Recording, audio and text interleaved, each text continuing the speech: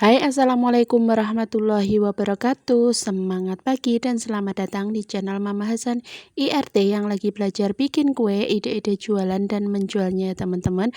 Mama Hasan mau bagikan resep baru ya teman-teman. Ini bikang mawar, ini resep 21 ya teman-teman. Ini hasilnya lebih berserat dan juga tidak mudah basi ya teman-teman. Mau tahu bahannya apa aja dan caranya bagaimana? Simak terus videonya ya sampai akhir, jangan di skip supaya tidak gagal paham. Terima kasih.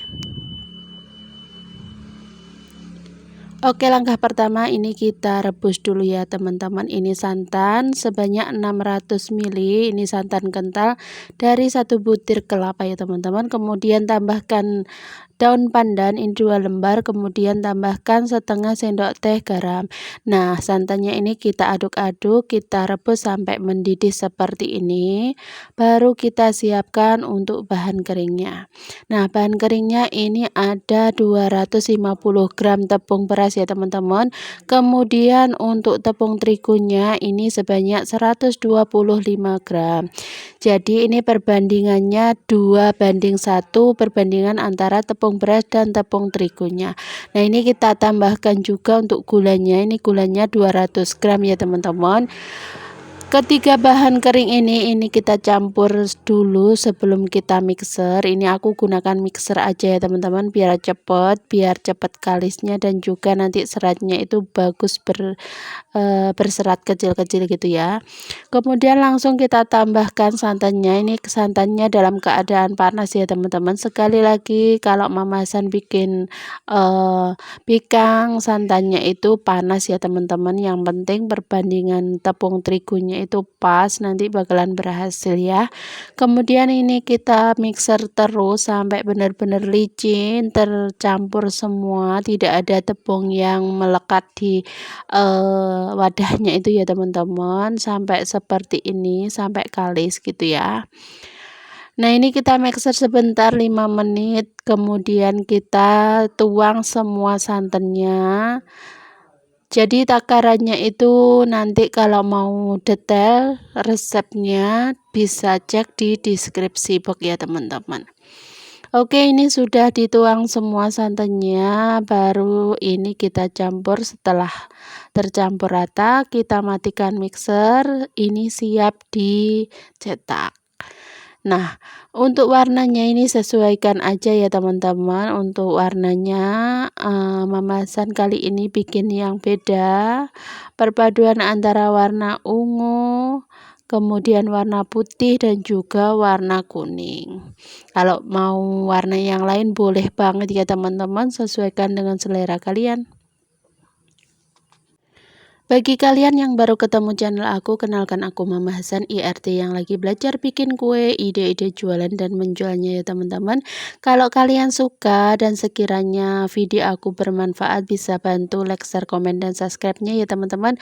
Bantu juga share di tab komunitas kalian di teman-teman atau saudara terdekat yang mau belajar bikin kue yang satu ini ya teman-teman.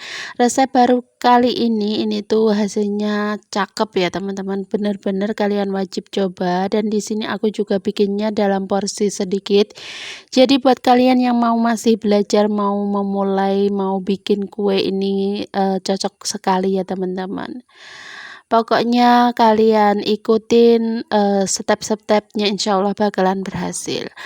Oke, yang paling penting juga dalam pembuatan kue bikang, sekali lagi dan berkali-kali Mama Hasan ingatkan ya teman-teman, cetakannya itu harus benar-benar panas ya teman-teman. Jadi panaskan ini sekitar 5 menit atau kalau perlu 10 menit ya teman-teman, sampai cetakannya itu ngebul.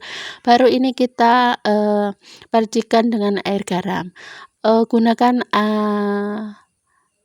api yang sedang ya teman-teman, jangan terlalu besar juga jangan terlalu kecil, karena kalau terlalu besar itu potensinya gosong, kemudian kalau terlalu kecil adonannya itu tidak bisa mengembang dan juga nanti bakalan tidak muncul seratnya ya teman-teman. Perhatikan, pakai api yang sedang. Oke, ini kita tuang dulu karena di sini aku mau pakai warna ungu, jadi yang pertama dituang itu warna ungu ya.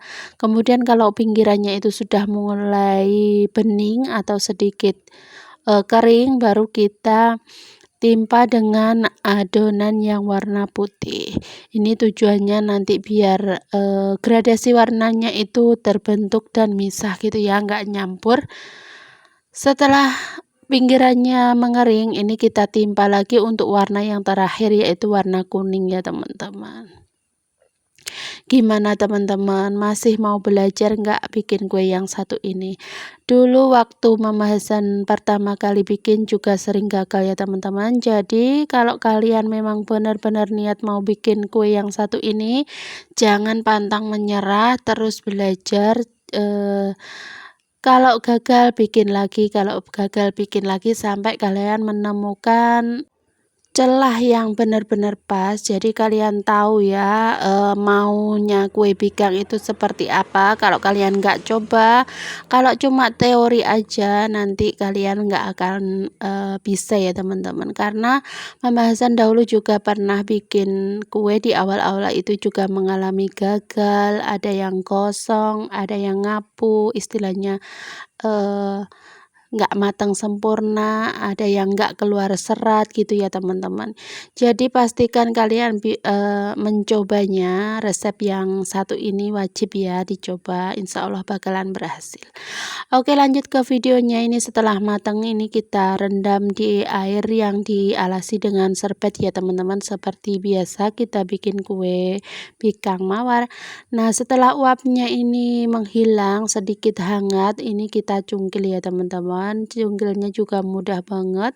Pokoknya sisi kanan kirinya, pinggirannya itu kita sungkil dengan sendok, kemudian ini kita ambil.